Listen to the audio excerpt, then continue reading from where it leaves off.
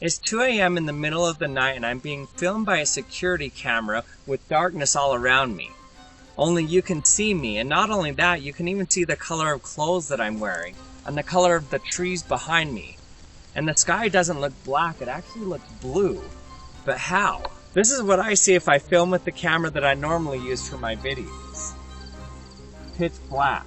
I'm going to show you how it's possible for a camera to see colors in extremely low light when humans can't even do it. If you had to describe to the police this thief caught on security camera, what would you say?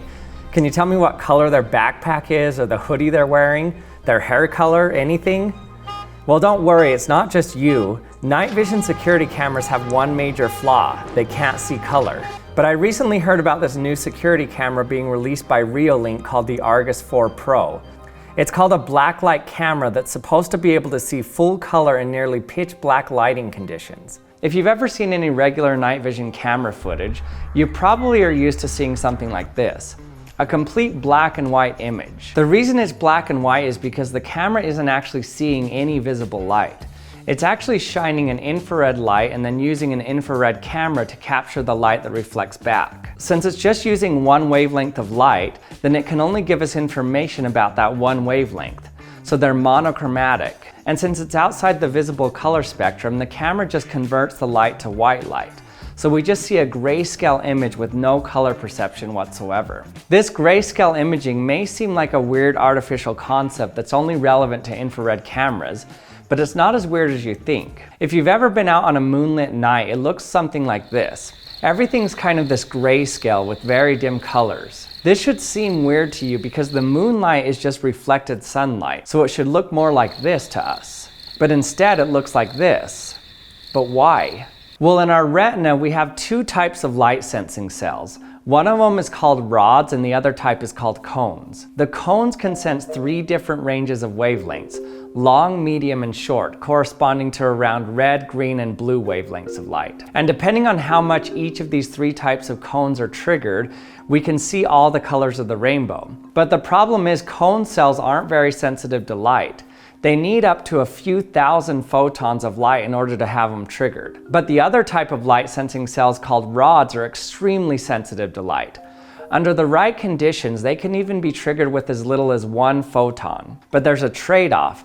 There's only one type of rod cell, so they're monochromatic just like an infrared camera. Now, there isn't any hard transition point between when we're using rod cells and cone cells. We're always usually using about both of them. But in general, the less light you have, the less color you see. A perfect example of this is many of you might have witnessed recently the aurora borealis that was visible across much of the northern US and many other northern parts of the world. I got to see them for the first time in my life and it was amazing. But here's a good example of a video I took that about matched what I saw in person. You can see the northern lights. Oh, This is our first time ever seeing it. It's in our own yard. Yeah, look. Oh my gosh, that's so cool. Like the streaks. You can see so streaks. high.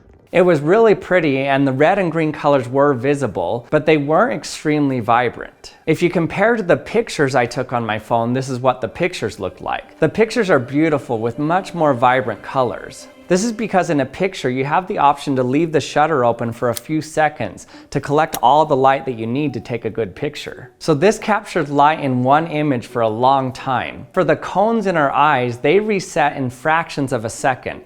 And so we're seeing with mainly our rods, which are monochromatic, so we don't see a lot of color. So any camera, even a phone camera like this iPhone picture here, can get beautiful pictures if you just leave the shutter open long enough. But for video, it's much more difficult.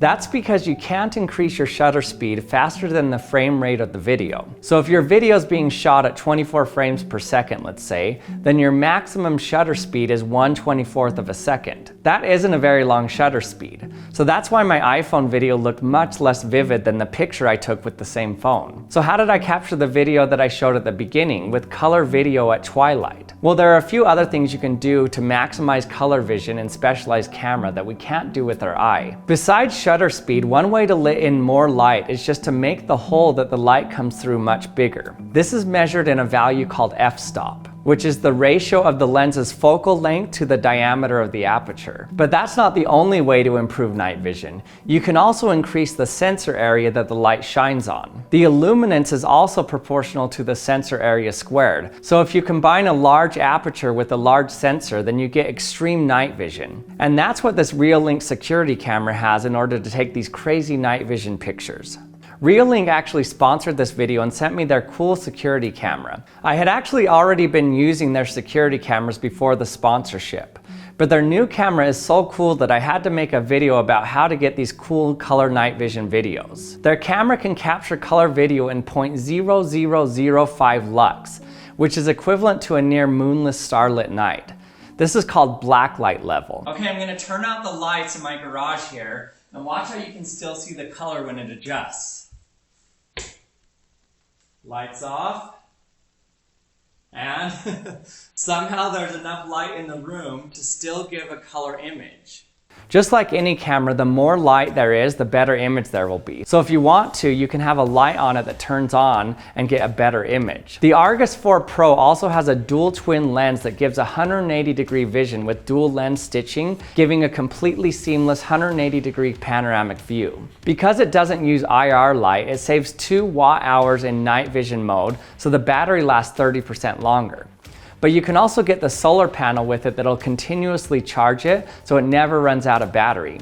In my Reolink camera I've had for almost 2 years installed in a tree with a solar panel on it, it's never even come close to running out of battery, even through the winter. The Argus 4 Pro is the first wireless camera to use dual-band Wi-Fi 6 technology. This is the newest Wi-Fi network protocol that's faster, more reliable, and can even get better range. You can use the app to see the video wirelessly wherever you have the camera installed, whether it's in a tree or just outside your house. I use my Reolink cameras to monitor my property from anywhere I want. If you want to check out more about the Argus 4 Pro, then head over to the link in my description box where you can get a discount of 25% off. In addition, Reolink will celebrate its 15th anniversary soon, so check out Reolink's website for more discounts. And thanks for watching another episode of the Action Lab. I hope you learned something. If you haven't subscribed to my channel yet, remember to hit that subscribe button, and we'll see you next time.